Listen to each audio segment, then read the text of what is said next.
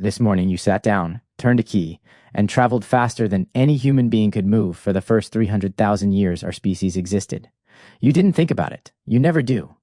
But for almost all of human history, movement meant one thing: your own two legs and nothing else. Today you can cross an ocean before lunch.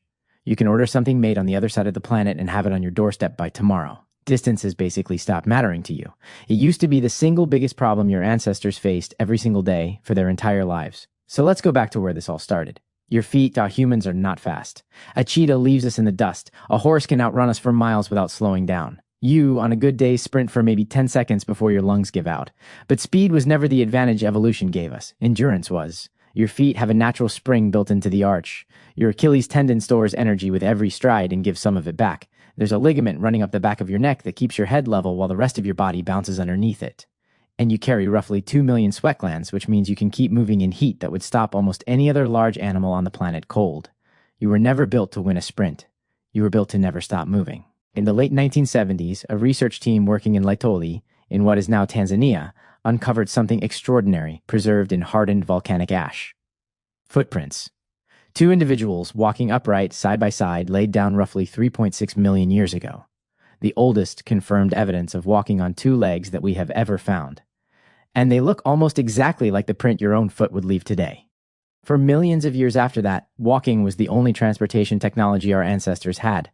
And somehow, that was enough to take our species further than any other animal has ever traveled by its own power. Starting somewhere around 70,000 years ago, groups of humans began moving out of Africa, not as one dramatic exodus.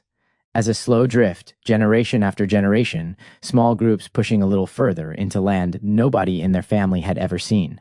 They crossed into the Middle East. They spread through Asia. They reached Europe. They pushed into Siberia.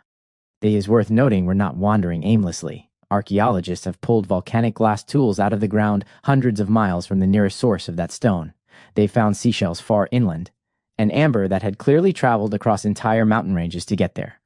Groups were covering enormous distances on purpose, to trade, to reconnect with other bands, to reach specific places they already knew existed because someone, at some point, had told them about it. This was not aimless wandering. This was a network, built entirely on foot. Walking has one weakness. It stops the moment you hit water. You can cross a desert. You can climb over a mountain pass. But a river, a real river, brings you to a full stop. And rivers were everywhere, cutting across every route, every hunting ground, every path between one group and the next. For hundreds of thousands of years, water was simply a wall. You found a shallow place to cross, or you turned back. And then, at some point, humans figured out something no other land animal on Earth has ever managed: how to cross water on purpose. In the early 2000s, archaeologists working on the island of Flores in Indonesia uncovered stone tools roughly 800,000 years old. The problem is that Flores has never once been connected to the mainland, even at the lowest sea levels of the ice ages. There has always been open ocean between that island and the nearest shore, which means somebody made that crossing. We don't know what they used to do it. Wood rots, woven reeds fall apart, whatever carried them across is long gone. But the tools remain, and tools don't get there by themselves. The very first boats were probably not designed at all. A floating log, a bundle of reeds tied together out of convenience. Nobody sat down and invented them on purpose. Someone grabbed something floating to get across a stream, and it worked, and that was the beginning. What happened later was different. It was deliberate. Somewhere around 65,000 years ago, humans crossed from Southeast Asia into Australia. A voyage across at least 60 miles of open ocean, water where you cannot see the other side, water you could never cross by accident. Somebody built something that could float, aimed it at a horizon with nothing visible beyond it, and paddled anyway. The oldest boat ever recovered is a hollowed-out log found in the Netherlands, roughly 10,000 years old. But the real technology goes back far earlier than that single surviving object. People had already been reaching islands with no land bridge, tens of thousands of years before that log was ever carved. And then the peoples of the Pacific did something that still amazes modern navigators. Starting around 3,000 years ago, they set out across the largest ocean on the planet. They built double-hulled canoes, loaded them with food, animals, and entire families, and sailed for thousands of miles using nothing but the stars, the pattern of ocean swells, the direction birds flew at dusk, and the color of clouds sitting low on the horizon. No instruments, no charts, just observation refined over generations into something close to precision. They reached Hawaii. They reached Easter Island. They reached New Zealand. Every habitable island scattered across the Pacific, found by people reading the sky and the sea like a map.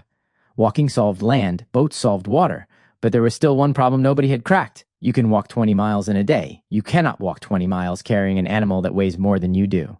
For most of human history, the real limit on transportation wasn't distance, it was weight.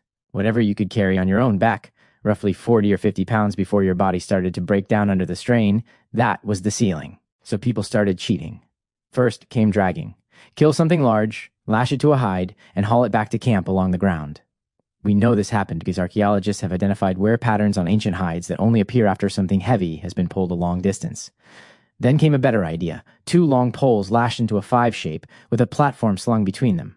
Drag the narrow end, and the wide end carries the load, spreading the weight out so one person could move well over 100 pounds.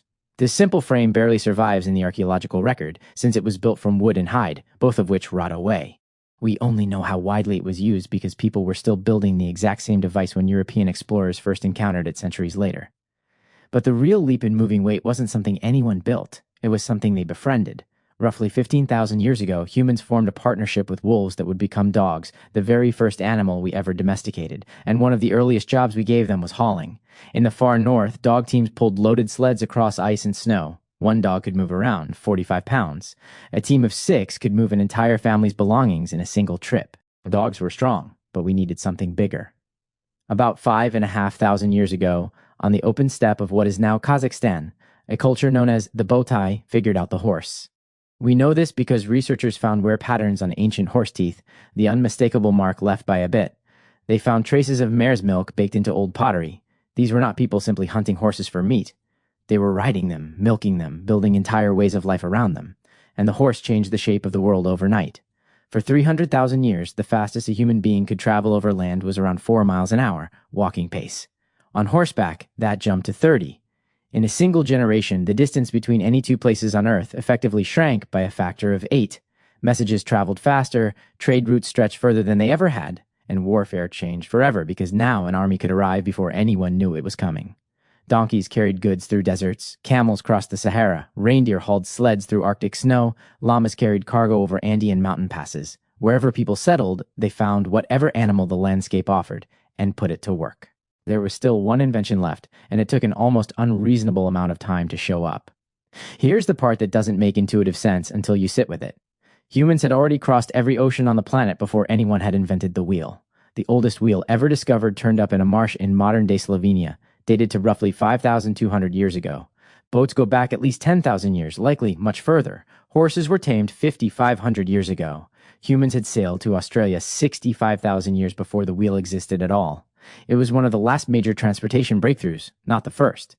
And it didn't even begin as a transportation tool. The first wheels spun clay for pottery. At some point, somebody looked at that spinning disc and asked a different question. What if you put something on top of it instead? The earliest wheeled vehicles were slow, solid, heavy things that cracked on rough ground and sank into mud. Honestly, a horse without a cart often moved faster than a horse pulling one. Then, around 2000 BC, someone worked out the spoked wheel, lighter, stronger, and dramatically faster. Now you had chariots, speed and cargo capacity at the same time. Paved roads followed soon after, the earliest known example laid down in the ancient city of Ur around 4000 BC. Once wheels, roads, and horses were all working together, something that actually resembled a transportation system existed for the first time. Trade expanded. Empires became possible. Armies and supplies could move hundreds of miles without collapsing under their own weight. So here's the whole arc. For 300,000 years, humans had nothing but legs, and they walked across the entire surface of the planet with them. They hit water and figured out how to float across it. They needed to carry more, so they learned to drag, then to build simple frames, then to partner with animals. They tamed the horse, and the world got smaller in a single generation. They built the wheel, and it got smaller again. Every single breakthrough took thousands of years, and every one was built directly on top of the one before it, solving a problem that would have looked impossible to anyone who came before. And now you sit inside a climate-controlled metal box, moving at 70 miles an hour, and call it an annoying commute. You cross an entire ocean in 6 hours and complain about the Wi-Fi. You carry a device in your pocket that can summon a car to your exact location, and you're irritated it takes 4 minutes instead of 2. Your ancestors walked barefoot across entire continents whose names they didn't have toward places they had never seen and couldn't picture, because stopping meant dying.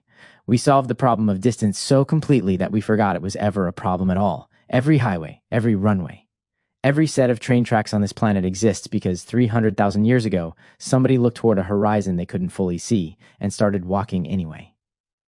Subscribe to Ancivex, a new ancient history video every 2 days.